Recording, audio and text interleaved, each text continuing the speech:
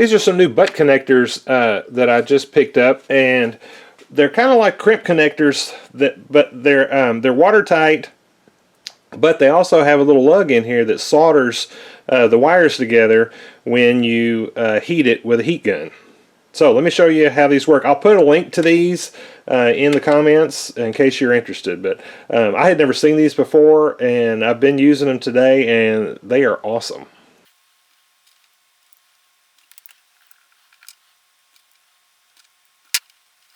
Okay, so you just want to take this connector and you want to center your wire right underneath that lug of solder.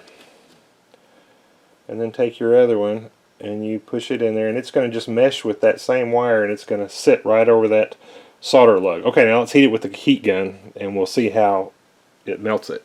Alright, so here's the heat gun we're going to use. This is a pretty heavy duty heat gun. You don't need one this heavy. I'll put a link to this one and maybe another one that's quite a bit smaller just for doing this kind of job in case you're interested in those.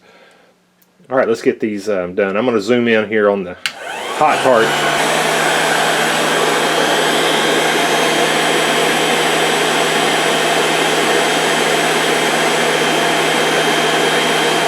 And you're just kind of watching for those rings to shrink.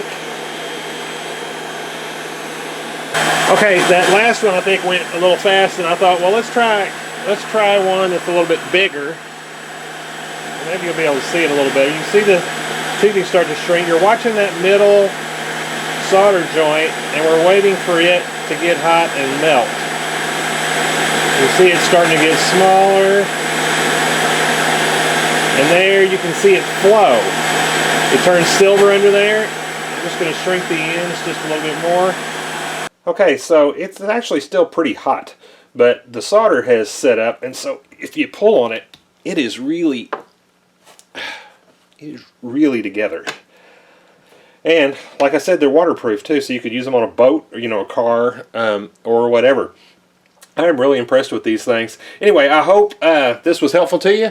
Look down in the comments for the links to these if you'd like to give them a try. Thank you for watching.